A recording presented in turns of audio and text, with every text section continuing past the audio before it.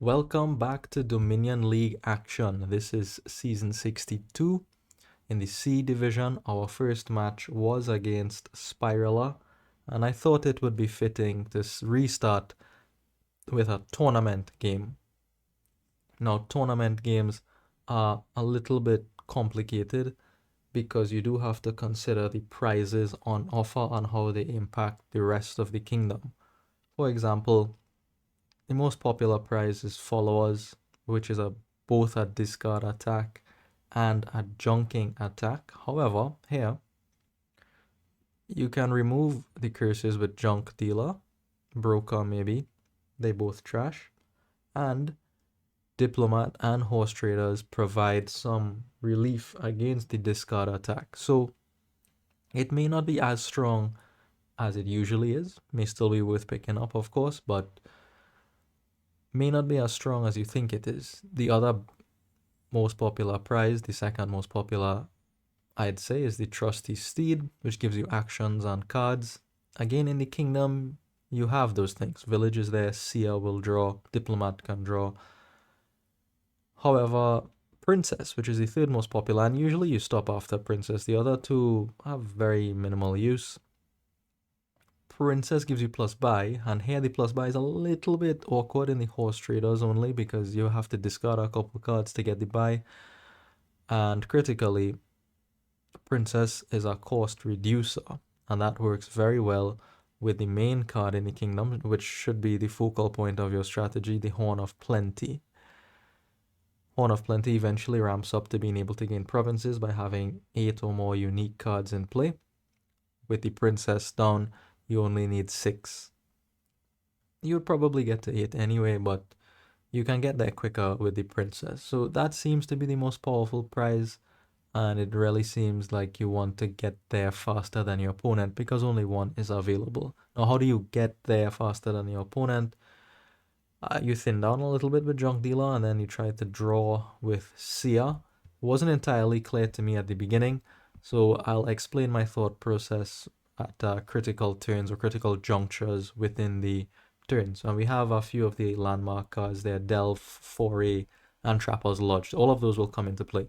I start first player with the 3-4. I want to get the junk dealer, so I'm going to start with a silver on the 3, not the village. The 4 is a more difficult choice. Tournament is reasonable, I thought, until I realized what Trapper's Lodge does. It will allow me to top deck the silver. Now, there's some chance I get to 5 on turn 2 because of that. There's also some chance that I miss 5 and I only get to 4. And I was okay with hitting 4. I would probably consider either tournament or broker on 4. As it turns out, I do get to 5 by top decking the silver here. Good news for me, I'll get my junk dealer on turn 2. My opponent, Spiraler, does the same and also ends up with the junk dealer. I see mines on turn 3, able to trash an estate, get to 4, and I opt for a broker over a tournament here. I wanted the broker to trash the estates to maybe gain some more favors so that I can top deck a couple cards. Depending on the situation, of course, I may want coins, may want cards. But I thought, let me get the broker for now. It'll help me trash a little more quickly to get that thin deck to help me get to the prizes. 5 for my opponent is a Seer, and we both make this mistake. That should have been a second junk dealer. I have 5 here, and I also go for the Seer. It is too early for that. Plus, the thin deck is very, very important because many times what happens in tournament games is that your opponent gets first pick of the prizes. They pull the most important prize, and you sort of get deflated and feel like the game is over. Prizes don't win games. Provinces win games. So there still may be a game to play, even though you didn't get the prize of choice. And that is especially true if your deck is thin, if you have a lot of control over it. And there is ample play outside of the prizes here, primarily because of Horn of Plenty. Sure, your opponent might get the Princess, but you could get more Horns of Plenty, get up to 8 uniques in play, and have better pile control, have better command over when the province is empty. Alright, junk dealer for my opponent, they trash an estate. I am fortunate with my junk dealers. I've seen it in the opening shuffle here quite twice now. A village for my opponent. Very good. I like the village on 3 there. The thought here is whether to play the seer first or the junk dealer. Given my deck composition, I think it is right to play the junk dealer first, then the seer, so that I have more search space. The only things in my deck that the seer can pick up are estates and the broker. Nothing else. And ideally, I would like to pair my broker with an estate. Doing it the way I did is not exactly good because I don't give myself the extra card search space. So I just end up drawing an estate. I had the option here and I do go back to trash the estate instead of the copper so that I can delve for a silver and then pick up a seer. Seer works very well with silver and I will need a little bit of money just to get up to 8 coin for the province. Back to my opponent, their seer gets played. They also draw an estate with top deck 2 coppers. See, those aren't great seers. You don't want your seer to be drawing estate. All the more reason why second junk dealer first, then start to switch over to the seers. And it's easy to buy silver with delve in the kingdom. Another seer for my opponent. I can take favors here with this broker. Instead, I opt for the coins to get to 5 again. And this is going to be my first Horn of Plenty. This is a little premature because I don't have that many uniques in the deck and I don't have that much control. So it's hard to tell if I'll get a Horn of Plenty that'll be worth, that'll allow me to gain up to 5 cards costing 5 coin. But I was okay if it ended up on a hand like this because I would take our village. I would need the village anyway. So I was okay with it not turning out to be the best Horn of Plenty on the first go. Hopefully it'll get better as time goes on. Opponent goes for a delve and a broker at this point. I felt like it was a bit late for the broker, but they still have a couple of estates left. A couple good targets for the broker. Horn of Plenty does gain the village. And I pick up another seer village. I have no terminals really to play here. The broker could be considered a terminal, but more importantly, the village is a card that the seer can find. Opponent sees a couple seers here. They're able to pull a silver into their hand, but still both of us, because the deck isn't very thin, still full of copper, seers aren't great.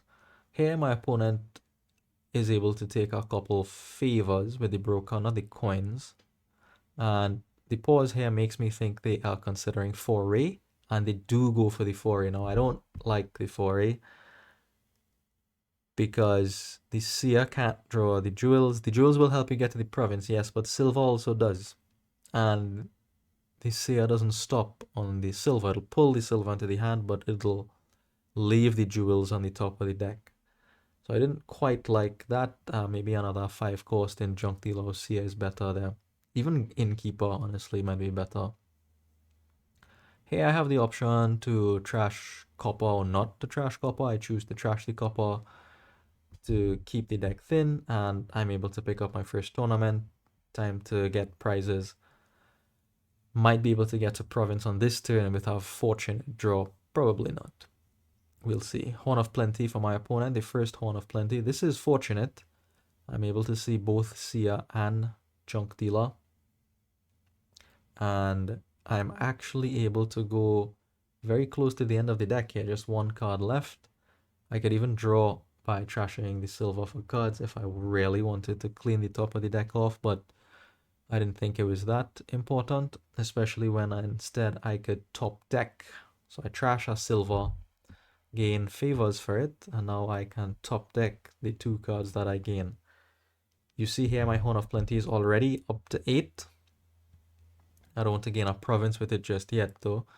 I take a seer, I put it on top of the deck, and I will buy a province and also put it on top of the deck. This is a little dubious. I wasn't sure about it. Maybe I'm wrong. You could tell me.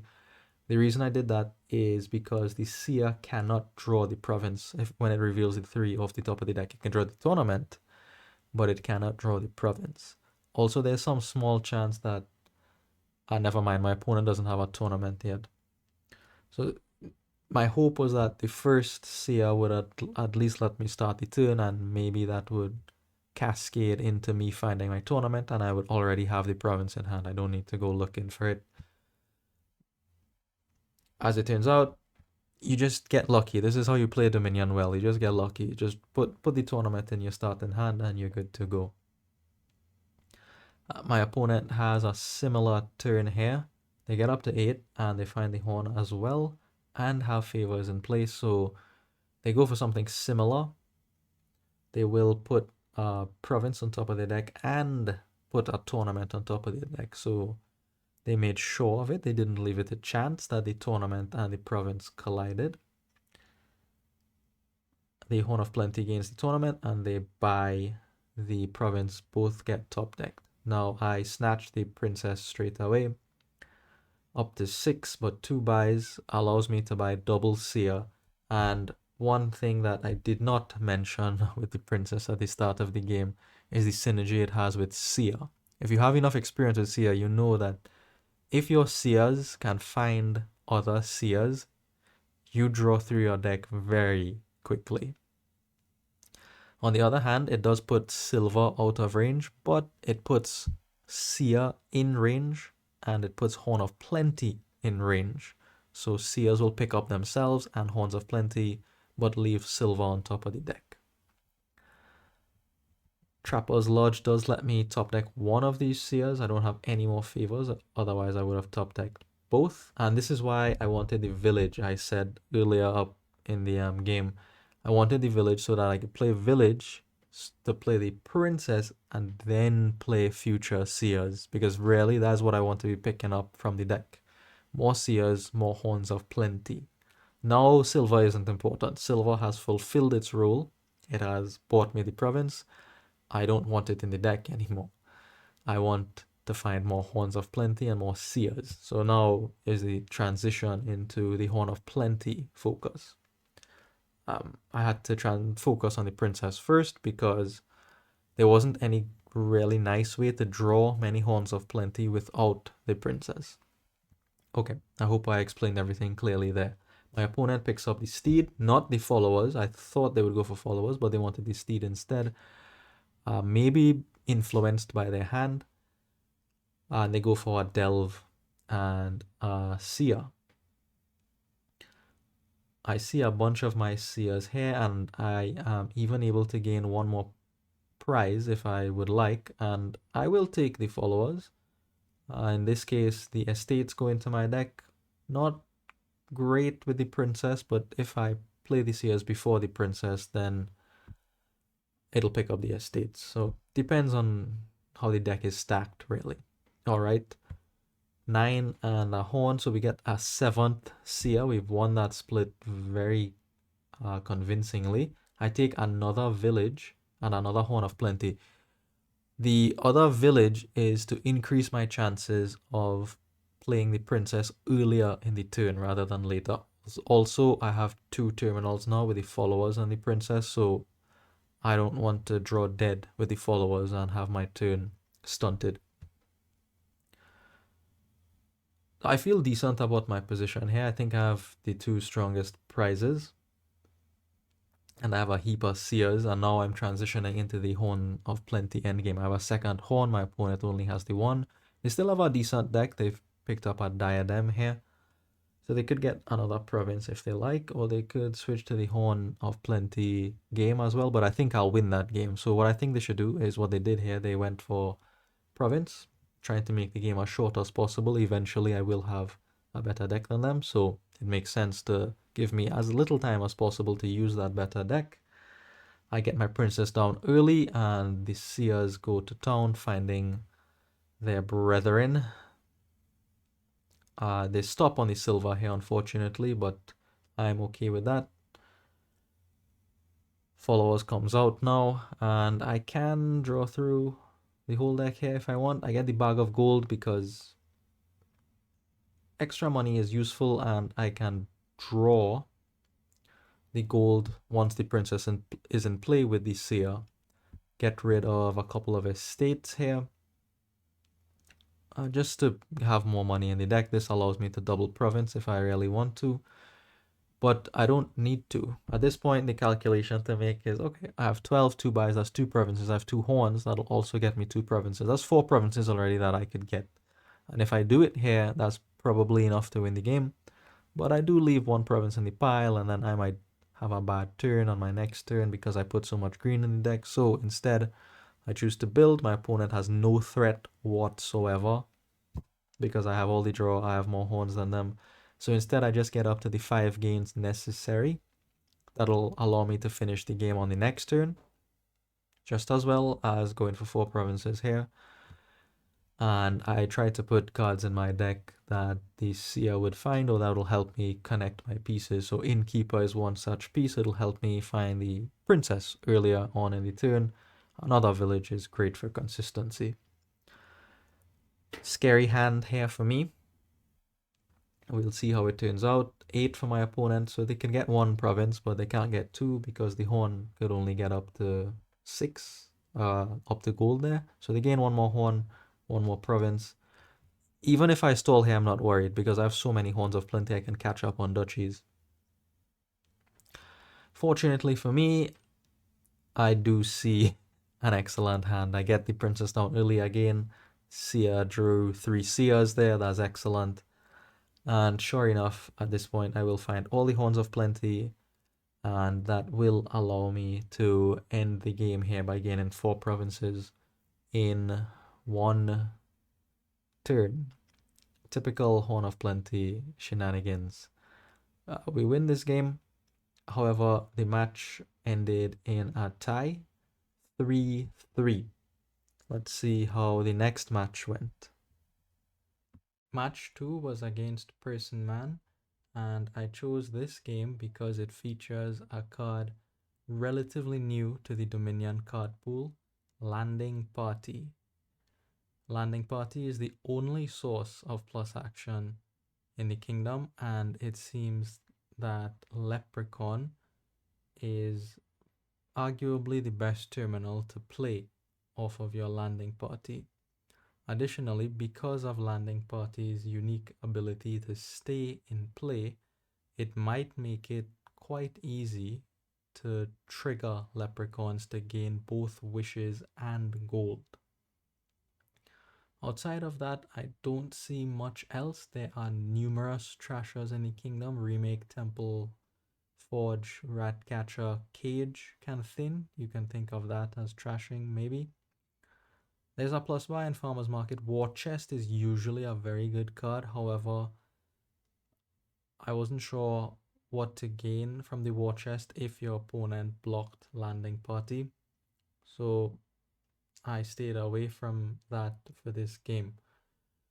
As for the start, my opponent opens with Remake. I agree. I think that is the best card to open with. They pair it with a Cage. I also agree with the Cage.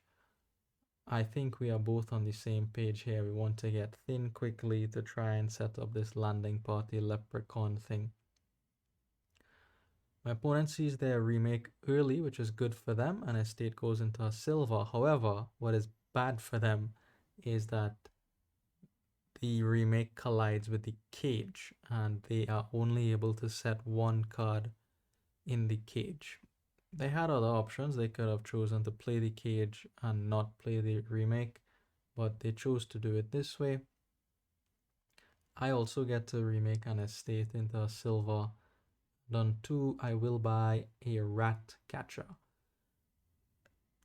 I considered a second Cage there. However, I went for the Rat Catcher because I thought it would help me trash just a little bit more quickly, and when it's done its job, I can potentially remake that into a silver or a Farmer's Market, or maybe even a Leprechaun, depending on the situation. I get a beautiful Cage here as my opponent gets the first Landing Party. I'm happy to not set too many estates aside with the Cage. I'd like to remake 1 or 2 of them into silvers because I need the money to buy the Landing Party. I'm very happy with this Cage. It shows up on turn 4 and it sets aside 4 cards, only 1 of which is an estate. Second Landing Party for my opponent. Ratcatcher goes on the mat. I remake the last estate in the deck into a silver, and on 3 I am going to pick up a farmer's market here. The idea behind the farmer's market is to switch my choice of terminal from the remake into the farmer's market. The plus buy may come in useful, especially with these 2 cost cards in the kingdom. Additionally, I have the Ratcatcher on the mat to help me clean up the 2 cards that the remake has not trashed yet. There is some deliberation here about whether I should get silver, but I opt for the farmer's market. I think that is the right thing to do. My opponent gets a landing party out, trashes a couple coppers, and gets a silver here. I have a choice, and I did consider getting the war chest here after calling the Ratcatcher. Of course, even at this point, I couldn't see what I should gain with the war chest, so instead I chose to pick up a landing party after calling the Ratcatcher.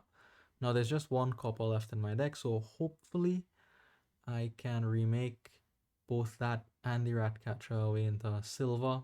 It doesn't turn up here. I was hoping to see the landing party in the opening hand, but it didn't quite work out for me.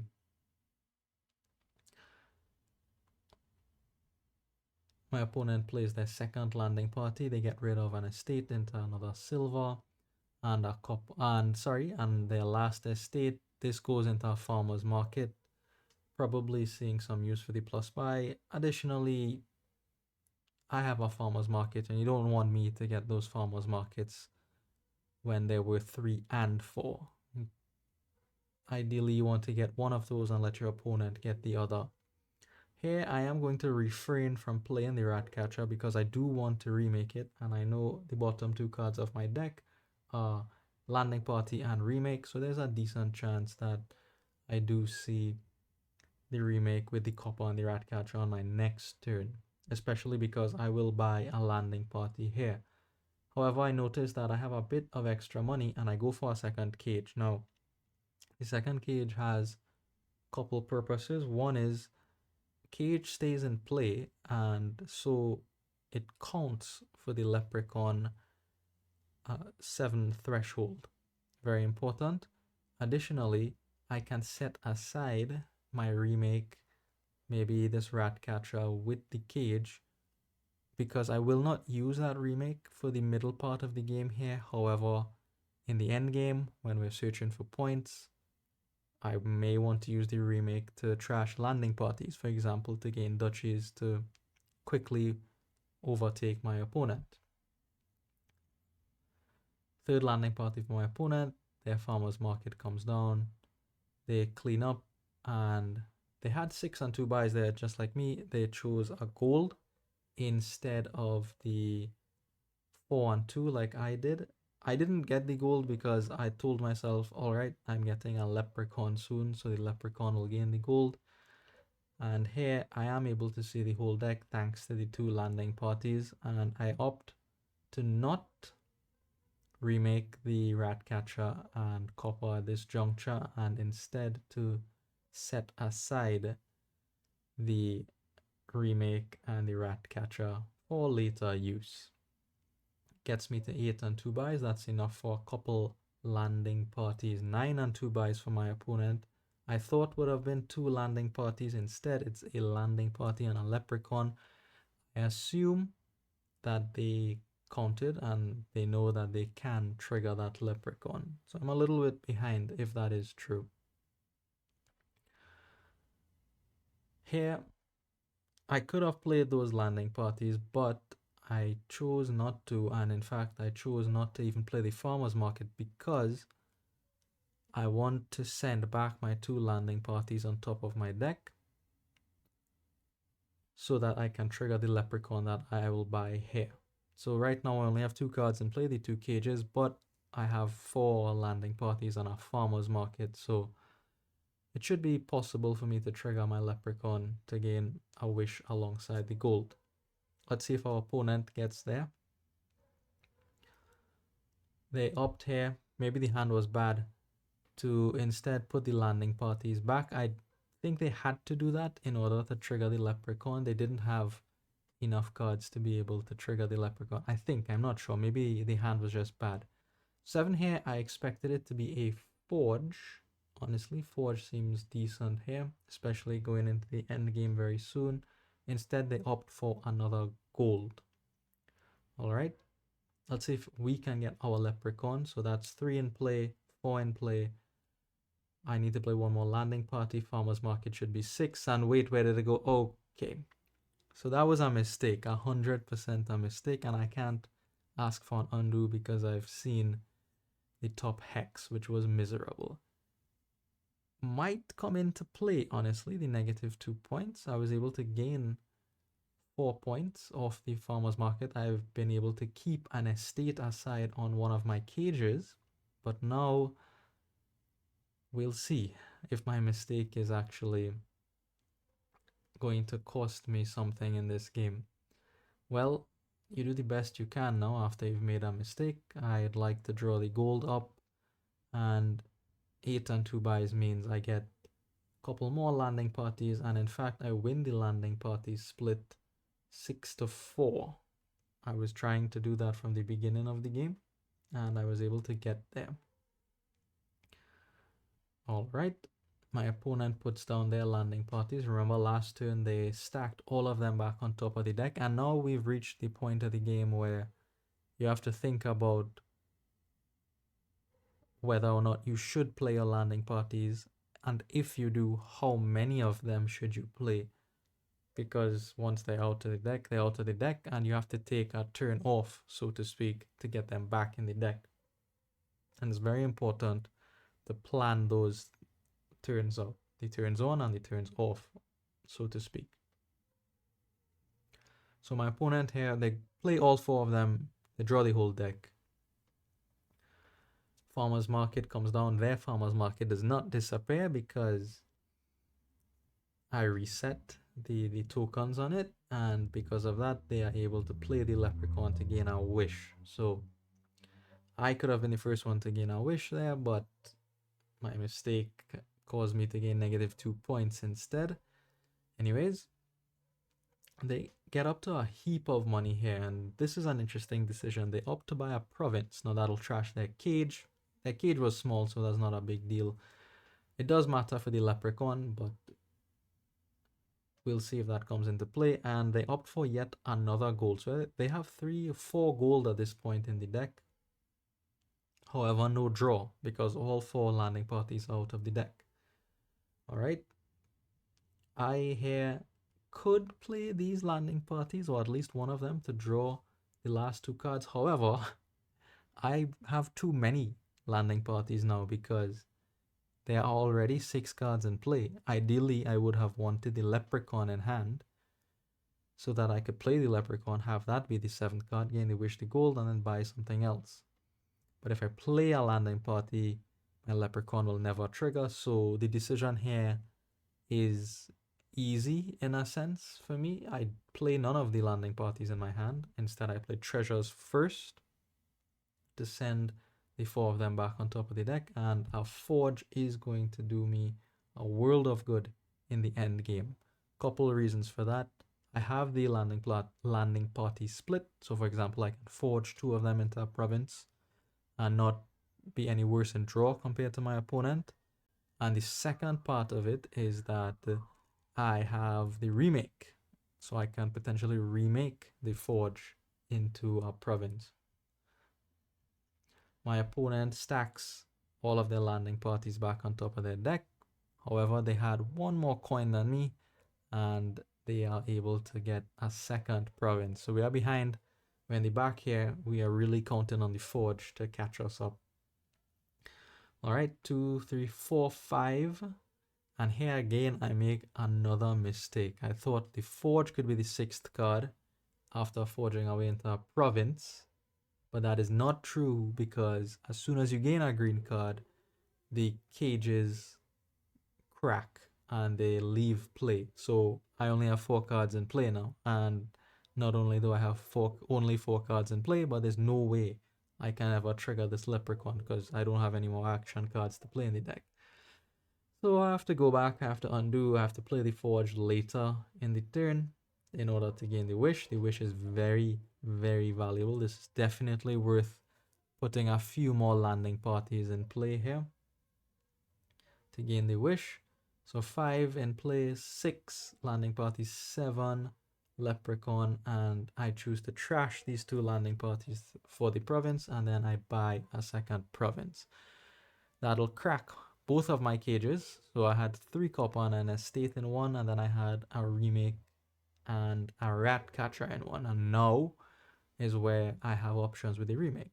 Forge is in hand now, so I can remake Forge into province and rat catcher into silver, for example, anything really, and then buy province. So I have 2 provinces in hand here if I like. Alternatively, I could play the forge something like gold rat catcher, buy duchy. I have options. Anyways, well and truly into the end game. Let's see what our opponent comes up with. I have a small 3-point lead thanks to the farmer's market. Could be 2 points more. We'll see if that matters. And they opt to play all their landing parties. I said, all right, let's see what you get up to with this full turn. You know, you've seen as many cards as you can see in the deck. They use their wish. So I'm the only one with a wish. The wish gains them a farmer's market. They play that. They play their other farmer's market, which was in deck. That enables the leprechaun, so they gain a wish again. And look at this. 16 and 3 buys. Now they spent quite a bit of time thinking here. Double province is not safe for them. They recognize that, especially with my increased hand size. Somehow I timed that perfectly, honestly. And I know I have double province in hand. They don't know, but they could probably guess that I do, because I have most of my deck in my hand at this point. So they respect that play. They get only 1 province. And with the remaining money, they choose to salt the earth twice. Not on province. If they had 4 buys, they may have been able to win here if they salted away 3 more provinces. But fortunately, buy was a little bit scarce in this game. They choose to salt the earth 2 duchies, which I found strange. I thought they would have bought a duchy and maybe a silver or another farmer's market, but they made this play instead to capitalize on their 3 buys and all the money, I guess. I'm not sure why they did it like that. That gives them a small lead of 5 points. Remember the 2 points that I gave up, okay? Now, I have choices here, lots and lots of choices. However, I've just seen them play 4 landing parties. They are probably out of gas. They don't have a forge. They don't have any draw. And I've just seen them play both their farmers markets. I don't think they could do anything this turn. And I think in order to do anything productive for the rest of the game, they would have to take a turn off to play their treasures to get the landing parties back on top of the deck. So, with that assumption in mind, I chose not to play any of my nice action cards here, but instead to play treasures first to get my landing parties back on top of the deck. And I take just 1 province because I think they can't do anything. I think they can't even take 1 province here, is my feeling based on their deck construction. We'll see if that's true or not. The second thing is, I know in the bottom 4 cards there's a wish. So I have some flexibility coming up. And depending on what I draw from the landing party, I might be able to end the game on my next turn before they are able to capitalize on the landing parties that will go on top of their deck. And I was right. They chose here to take the turn off, and I think they had to. Didn't get up to 8, only got up to 7, and they buy the duchy now. So they have a small lead, not a problem. Let's see what our landing parties get us. I know the wish is there. What else do we get? Not much, but enough to win, because the wish is an amazing card. I can wish for the plus buy, and that gets me enough the province and salt the earth for the win here. I thought this was an excellent exhibition of timing, both with cages and landing parties. Let's see what we have in match 3. Match 3 was against Earl. In this match, we agreed to include cards from the second editions of Cornucopia and Guilds. This game we agreed upon Farrier. Farrier replaces Masterpiece and gives you +1 card, +1 action, +1 buy. On overpay, you get +1 card at the end of this turn for every coin that you overpaid.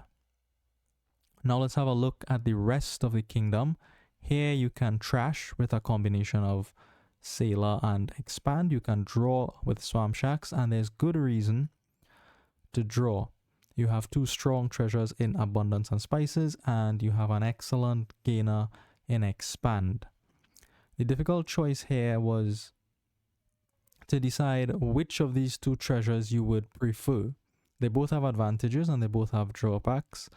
Briefly, Spices costs 5, which means it can be easily expanded into a province. It gives you coffers, which gives you flexibility throughout the game, especially useful in the end game.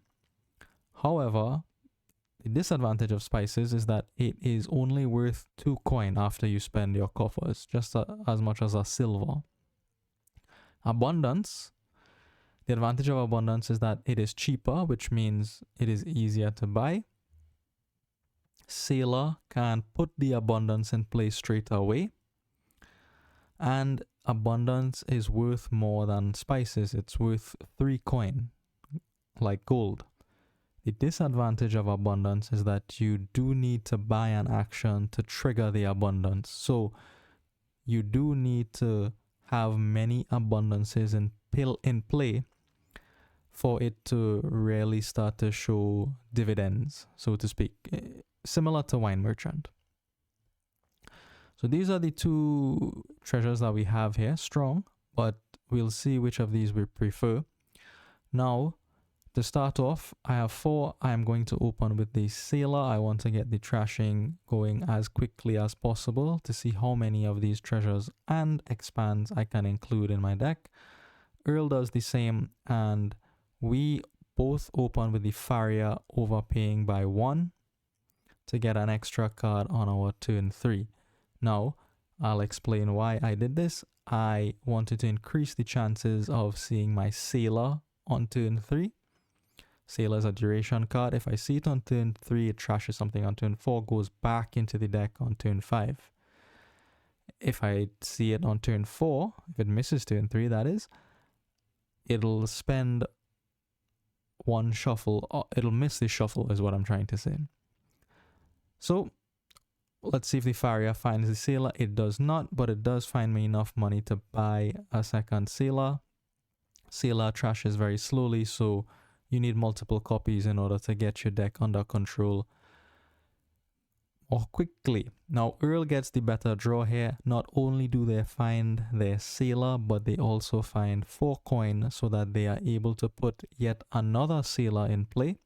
This means they will trash 2 cards from their deck before they shuffle.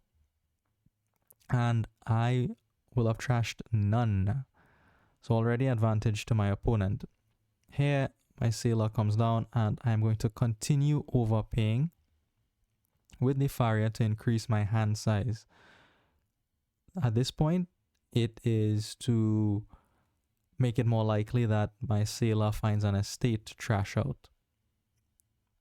Alright, 2 estates get trashed for my opponent. Very good for them. They draw up until the end of their deck. And they overpay on a Farrier for a whopping 4 coins. Massive overpay. I will also do something similar. The reason for this is because I want to get to expand. And I think the extra cards will get me there, especially with our Sailor in play. So I am only able to overpay by 3, but it is enough to get me to the expand. Earl also gets to the expand here.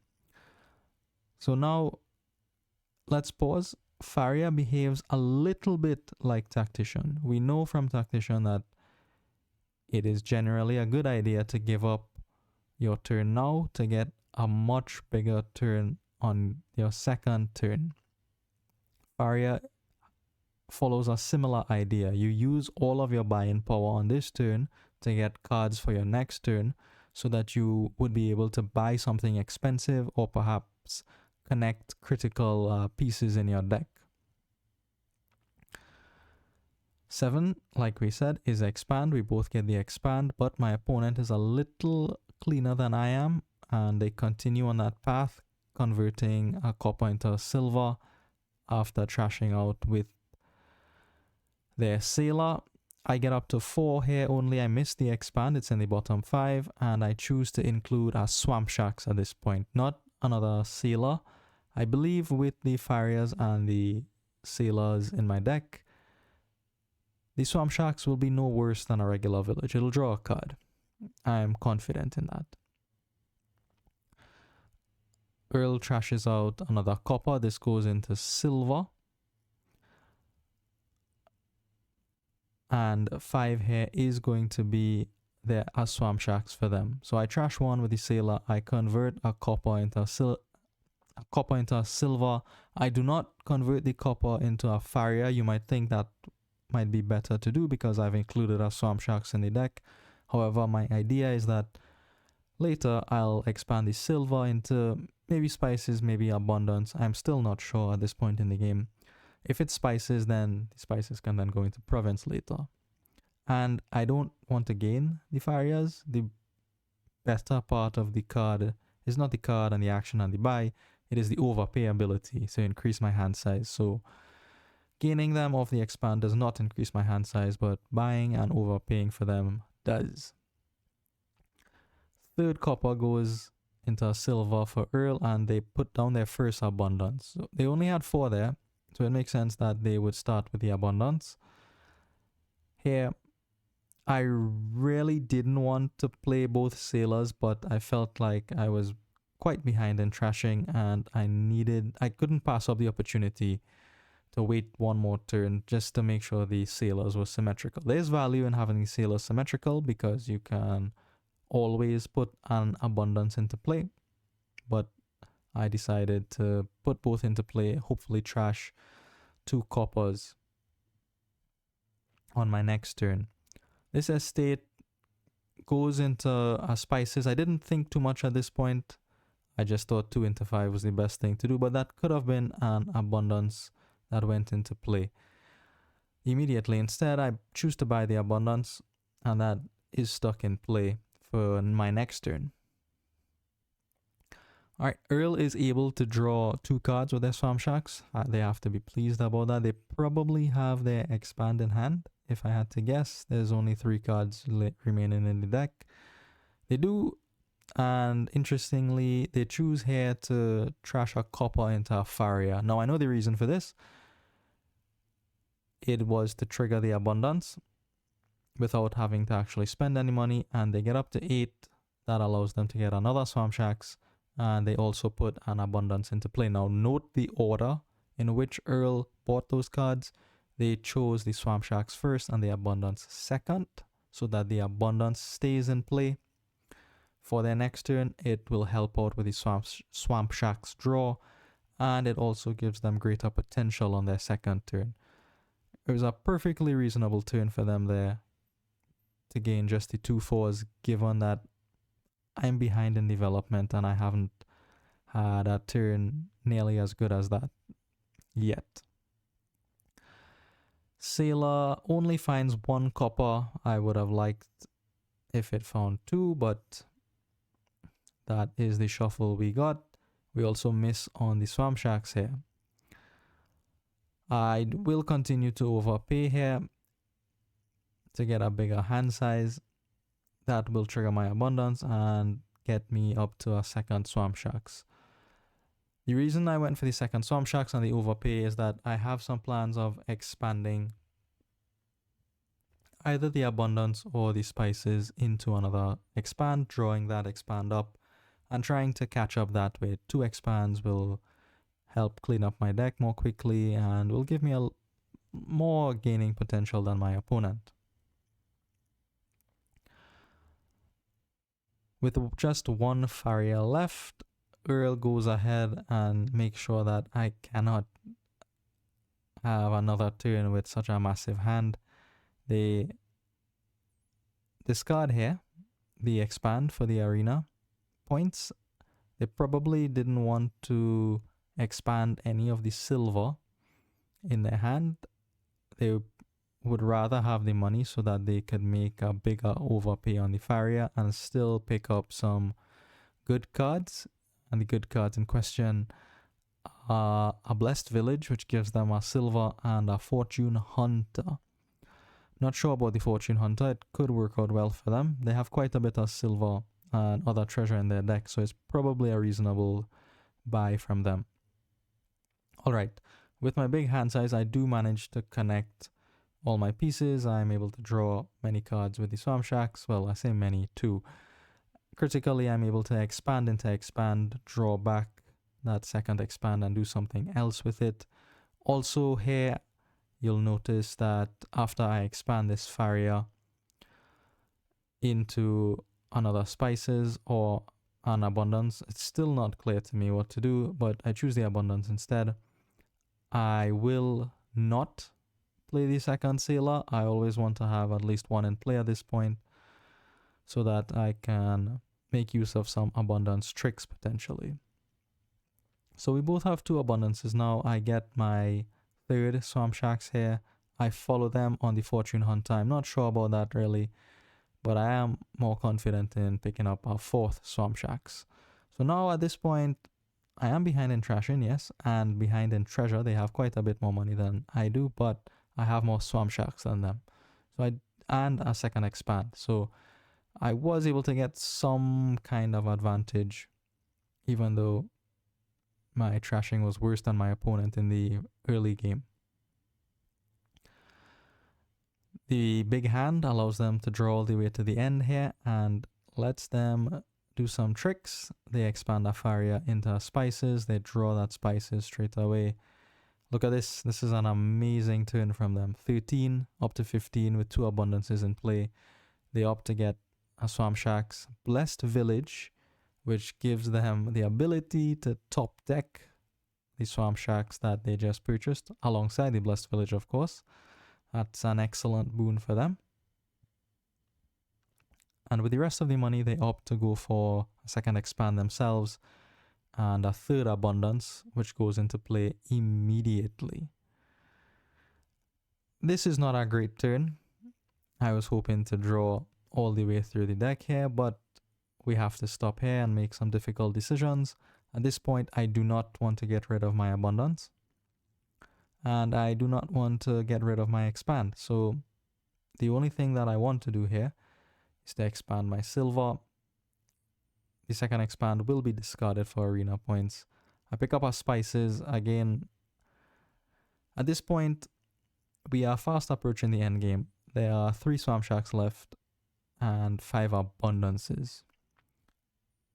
It's not entirely clear to me if either of us could end the game, but it is getting close. So the spices in this case, I think, is better preparation for the end game as opposed to an abundance. Also, I was not able to put a sailor in place, so the abundance would not go into play immediately. And at this point here, I decide to start stacking abundances in play. So this would give me 2 advantages. One is that my Swamp Shacks would draw more cards.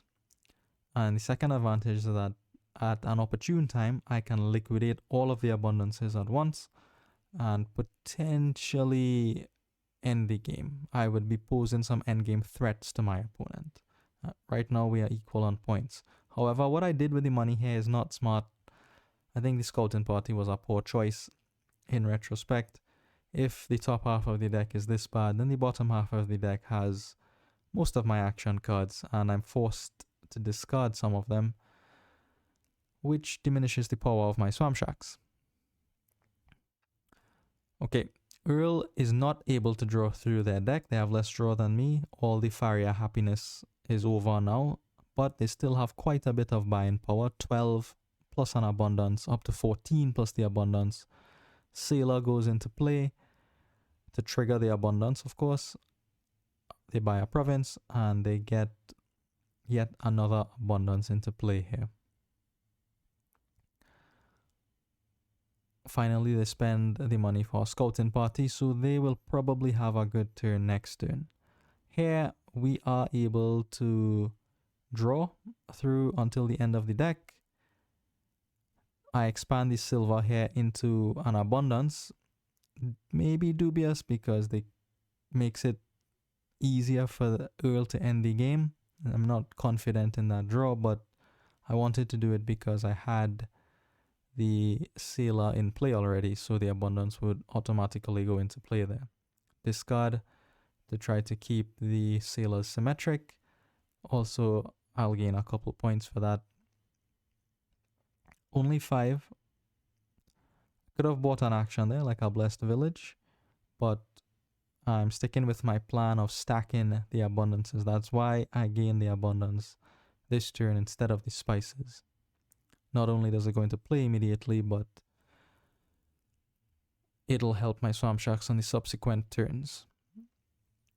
Now, over to Earl. I have a small points lead, just 2 points, but they'll probably fix that by picking up the last 2 on the arena. Here, they convert a silver into a farm, which I found a bit strange. I understand why they did it. It gives them 2 points and doesn't decrease the amount of buying power in their deck. But I'm not sure if the 2 points were that critical. Alright, they get an abundance down and they buy a province. So now they have the lead again. Here, not a great turn for us. We are not able to see enough of our swamp sharks, even though we have 1 more in our deck. So we do the best we could. The spices goes into a province, fighting to stay close enough to Earl here. And on 5, this could be another spices. Maybe it should have been, but I went for the duchy. I went for the points to claim a 1-point lead at this point. Alright, Earl is starting to slow down. The slight lack of draw is getting to them, I believe. However, they do have 3 abundances down, so they have more money than I think. And at this point, they have the same setup like me. They have 3 abundances and a sailor in play. I also have 3 abundances and a sailor in play. For most of the game, since turn, 3 was it? When they found their sailor and was able to put 1 into play, I felt behind. And that pressure kept on building throughout the game. They had bigger turns than I did. Even when I gained some advantage with the second expand, they quickly caught up to me. And at this point, this is where the pressure took its toll and I finally snapped. As we say here, pressure does bust pipe. I am trying to look for a win in this position. Please pause the video. See if there's a win here. But under continuous pressure imposed by myself, I decided that, you know what, I have to try to win here because my opponent is well set up to draw through, if not all of their deck, most of their deck, and win the game. So I decided to just go for it without calculating anything, without thinking about what can I do? Is it reasonable that they would draw most of their cards? How can I maximize points? None of these questions crossed my mind. And this is sloppy play. This is bad play, especially for players in this division of the Dominion League. You need to show a little more skill than just playing off intuition in such a critical position. So I attempt to end the game here, and it looks like things are going well. However, as I get to the end of the 3 piles, I realize all my money is finished and I'm still 2 points behind. That is a bit of a disappointing ending. I apologize, but That is how it is sometimes. Match 4 was against Games OU. In this kingdom, we have some trashing in Ratcatcher and Lookout. We have draw in Stables and Guard Dog. There's a bit of gain in Lurker. And there's good reason to draw many cards. We have 2 strong treasures, just like last game. Abundance shows up again. We like abundance on this channel. And Cauldron shows up here. It seems like it'll be easy to curse your opponent with Cauldron, with all the plus buy and the cheap actions in the kingdom. Ratcatchers, Lurkers, Guard Dogs, Ferry can make the piles even cheaper. Finally, we have Orchard. Gives you points for having many action cards in your deck. So I think that's a clear indication that you want to build with action cards here. My opponent has 3-4. They start with the Lookout. I have 2-5. The 2 is easy, Ratcatcher. The 5 requires a bit of thought. My opponent surprises me on turn 2. I was expecting a Ferry token to go on the Stables pile. Instead, they open double Lookout. My 5, I have the choice of Cauldron or Stables. I opt for the Cauldron because I believe that the plus buy would be beneficial as early as turn 3 or 4.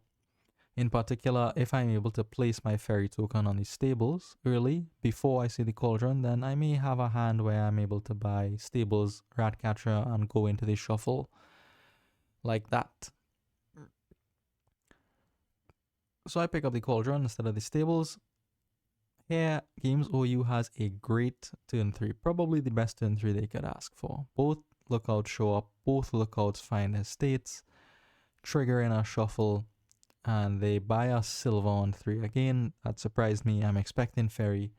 I'm going to put my Ferry token on the Stables straight away.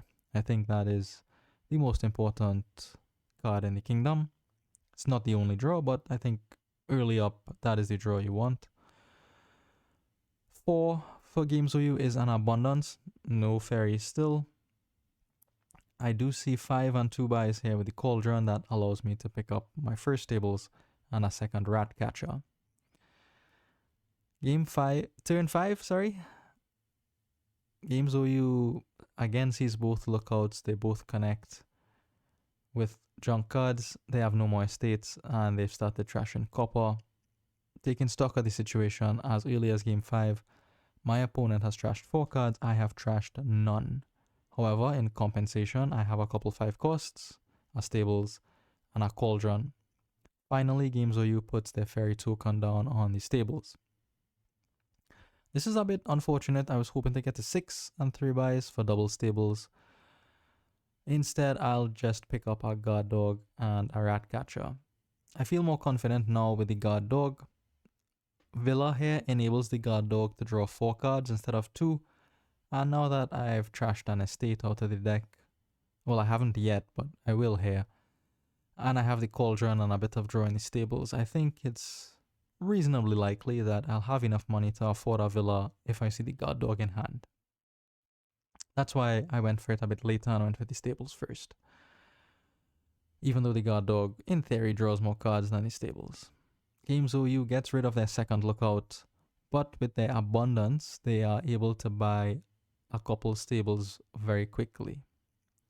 Here, I refrain from trashing the copper of the second Ratcatcher because I was slightly concerned that I may draw into an estate and then I don't really want to buy anything on 2. So said, so done. There's the estate and I'm able to get a Stables instead of a Luca or another Ratcatcher. First Cauldron for Games OU.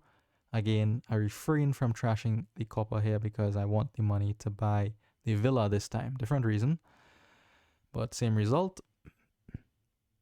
And the Guard Dog does get me until the end of the deck here. I have 6. This could be a couple Stables. It could be a second Cauldron. I opt for the second, the 2 Stables, sorry, the 3rd and 4th Stables. It gives me some consistency in the deck and it gives my opponent a curse. And I wanted to start cursing them as soon as possible. They have a huge lead in trashing. And I want to disrupt their deck as soon as possible.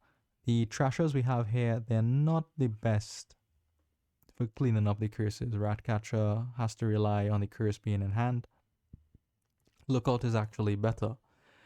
If you're able to draw up until the end of the deck, then play the Lookout. The Lookout will guarantee get rid of the curse. However, that may not be possible this early into the game. They don't have that much control over their deck yet.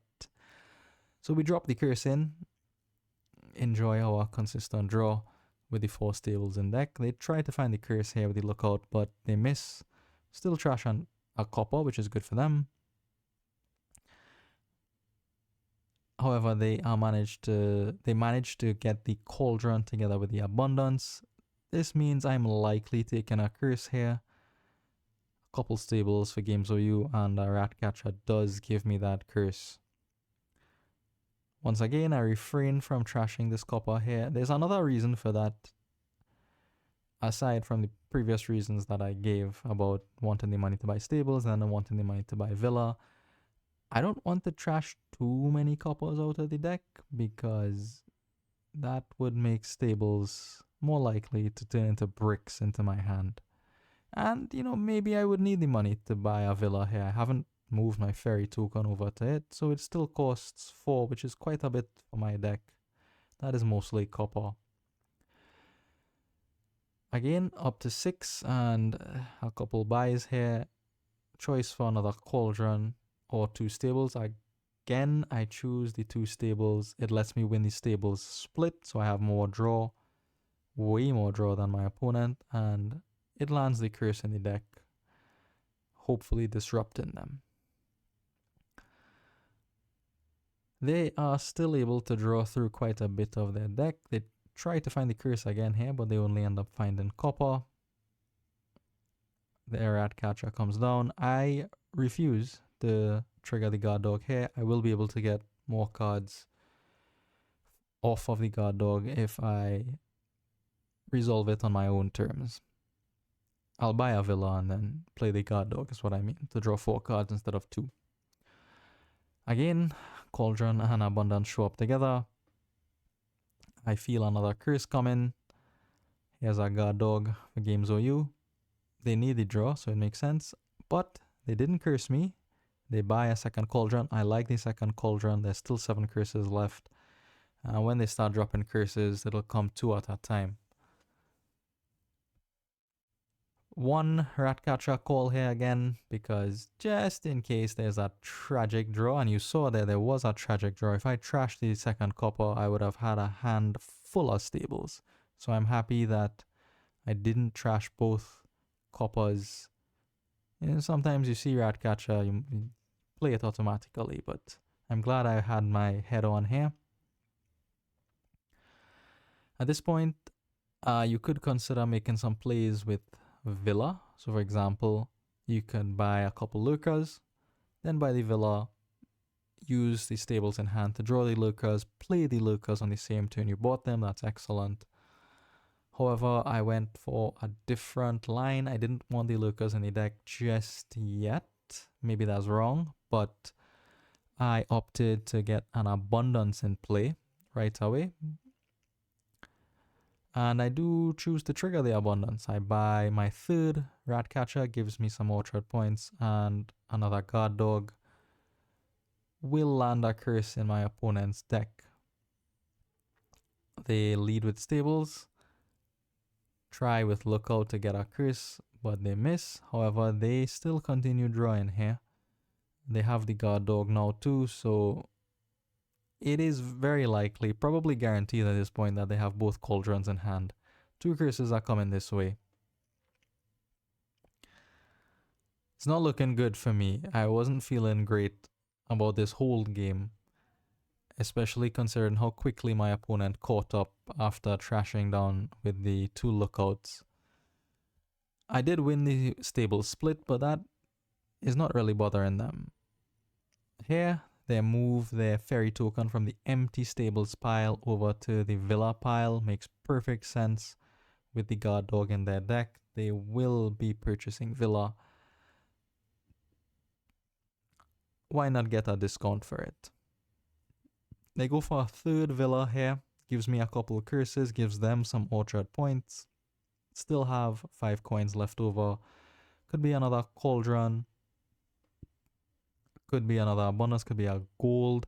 They opt, however, for a couple of guard dogs. That gives them the orchard points, and at this point, you want to take stock of the board. There are 4 villas left and 4 rat catchers left. Endgame is in the air. The game can end very quickly. And I do have a small lead, 1 point still. I had more, but Games OU caught up with the orchard points here. I now didn't trash at all with the rat catcher because I need as much money as possible in the deck to try to play this end game as best as possible. Here, I maybe should have stopped and bought a villa to make the guard dog draw more cards, but I played on with the stables, thinking that I could do the same thing later on in the turn, but that is false. That is completely false. These guard dogs will not draw 4 cards, they will only draw 2. Here, Games OU does something interesting. I play the Cauldron, they opt to trigger all 3 of their guard dogs. I've been refusing to do that, so it piqued my interest as to why they would do something like that. I thought for sure they could get more draw from them if they kept them in hand. So here I have to buy the villa. Does push the game closer to the end, but we are going to try to score as many points as possible. I'm able to get through most of the deck. I just miss 1 copper and I have 9. I could buy province, but I want to... Province might just be right here. However, I choose to set up myself to contest in the end game, to be a more significant force in the end game, and I move my fairy token over to the guard dogs. Now that's not the right pile to move your fairy token over to. The right pile is probably still villa. My concern was that if I moved it to villa, my opponent would probably just empty the villa pile and leave me with a useless fairy token. I would have wasted 3 coins on a buy. However, if you're concerned about that, you move it to the rat catchers.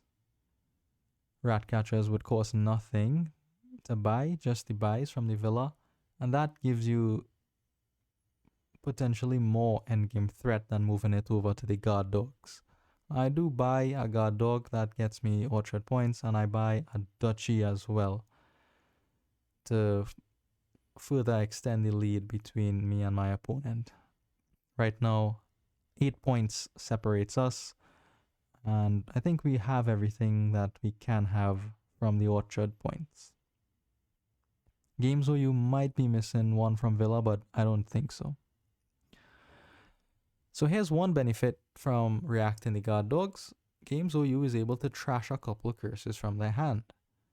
That's a benefit, but the real reason why they triggered all the guard dogs is because they didn't have money to buy Villa, probably, and they didn't have any stables in hand. They didn't have draw. They stall here, which is huge for me. Stall relatively. They still have quite a bit of money. They have 6 and the abundance. They move their fairy token off the villa onto the rat catchers. They pick up their 3rd rat catcher for the villa points, and triggering the abundance gets them enough money for a duchy. Again, we are definitely not calling the rat catcher here to trash the copper. We need it so that stables can draw, and we also want the extra money to help us compete in the endgame here. At this point, I stop. If the guard dog can draw me 4 cards, I need to do that in order for the turn to continue. And I think it will let me do that. I buy the villa, full price for that villa, by the way, because I put my fairy token on the guard dog last turn. And it looks like we will get through most of the deck here, if not all of it. We have a heap of stables, and in fact, it does get us through until the end of the deck. Now, if you've looked at the endgame exercise I posted a while ago, this is exactly where the endgame exercise came from. 8 and an abundance in play, 1 point behind. Can you find the win? Pause the video if you like to try to find the win. There is a win here, and I learned from my previous match experience to not get flustered when you're behind, not feel the pressure. Do your best, think, calculate, try to find ways out of the situation. In this case, I was able to find a way. Ferry enabled. Ferry over onto the villas. Lets me pile out the villas cheaply. Lets me land a curse in my opponent's deck, drawing level with them. Second ferry move over to the rat catchers. Lets me empty that pile easily. And saves me enough money to buy 1 estate to take a lead and to win the game. Let's move on to game 5, match 5.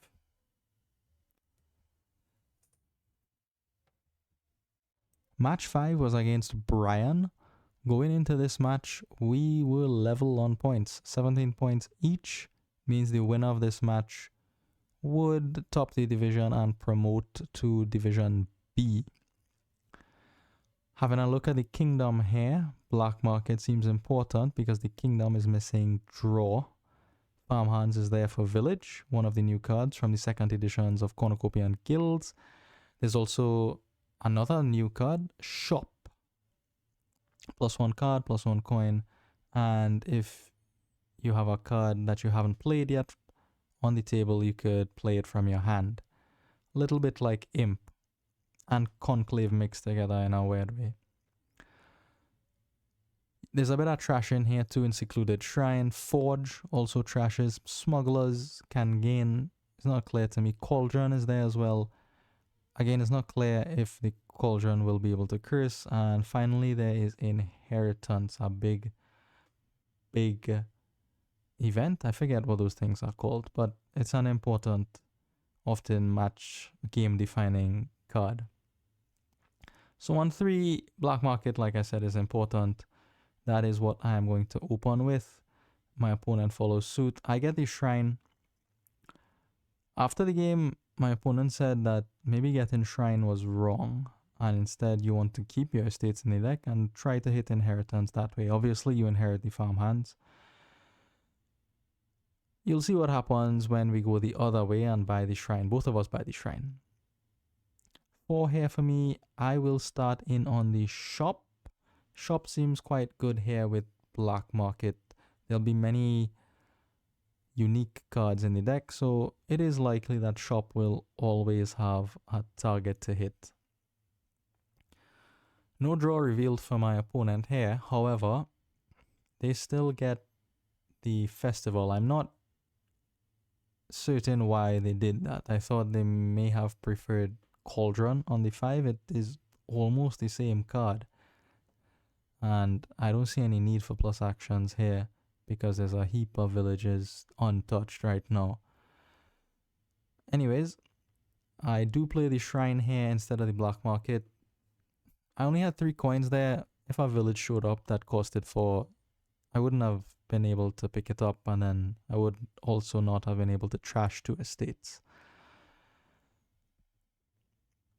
Shrine for my opponent here, and they also will trash, but this time just the 1 estate. They pick up a silver instead. Here, this is an interesting reveal from the black market. I could get the sunken treasure, but I'm not sure what I would gain with the sunken treasure, to be honest with you. So instead, I go for the bridge troll. Seems like a strong card to pick up. My opponent gets their first shop. Shop connects with Secluded Shrine here, and I am going to go ahead and try to trash. I will trash. I'm just thinking about if I could pick up the favor here with the bauble. I can. I believe I pick up a favor and a coin. I don't really want to top deck the silver. That's not exciting to me. So the choice there is between the silver to trash 2 cards or the Cauldron with the promise of maybe cursing your opponent. I went for the Cauldron. You'll see you don't really end up I don't end up cursing my opponent with the Cauldron very much. Now this here, They have 2 estates in their deck and they still hit 7. I wasn't happy about that, but it is what it is. They inherit the Farmhands, obviously, effectively trashing 2 cards from their deck there. Bridge Troll comes down. We top deck here a shop because there's a black market left in the deck. However, my shop just collides with another shop and you can't play a shop with a shop. More villages for my opponent, but that's not what you need in the kingdom, so I expect them to pass on this black market here, unless they just have an egregious amount of money.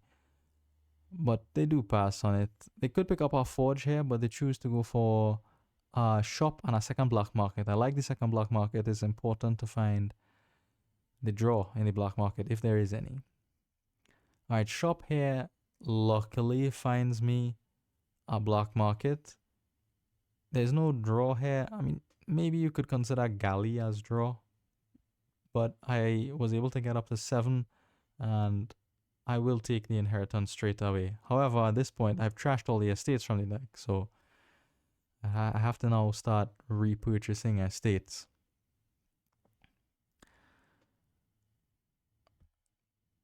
Here, I'm checking the farmhands because I want to see how the farmhands differ from the estate, and the only difference is that estates do not give you the on-gain effect of the farmhands. So you cannot set aside cards when you buy estates, but you can set aside cards when you buy the farmhands.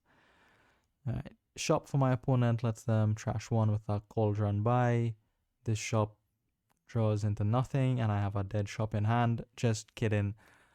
Farmhands lets me set aside that shop, and I buy an estate. My opponent actually is able to get 6 and 3 buys into play here, thanks to those 2 estates that are now farmhands. So they could curse me if they want with triple estate. That'll work. That'll work. They actually have 8, so they go instead for a couple of shops and then the estate to curse me. Thank you very much, Bryan.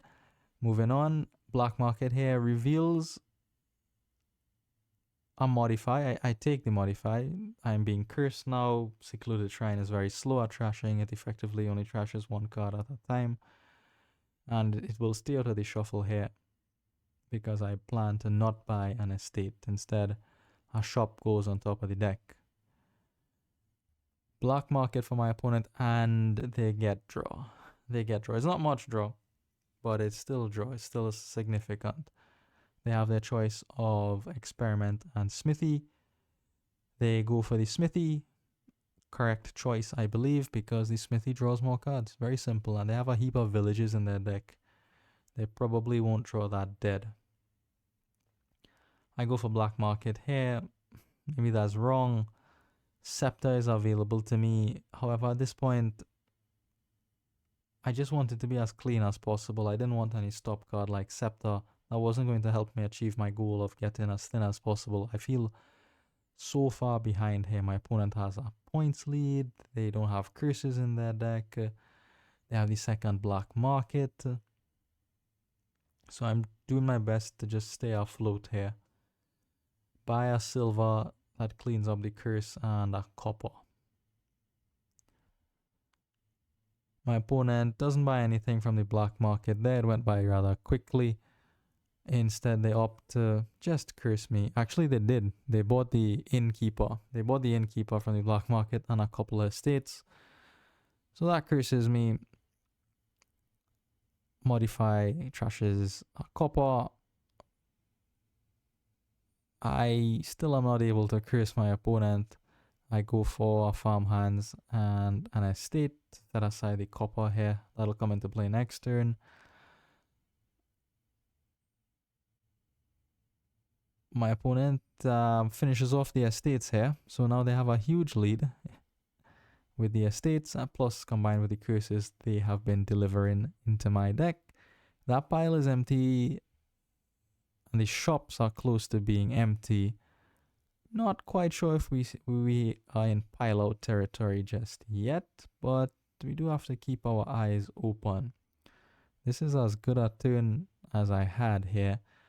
And honestly, I didn't consider Forge in this position. Maybe I should have, especially because I could have topped decked the Forge, but I was pretty unhappy with my situation here. Instead, I went and top decked another shop and a Farmhands. So there goes the shop on top of the deck, there goes the Farmhands on top of the deck. And my opponent starts shopping away here, shop into village, shop into estate, shop into smithy, shop into innkeeper.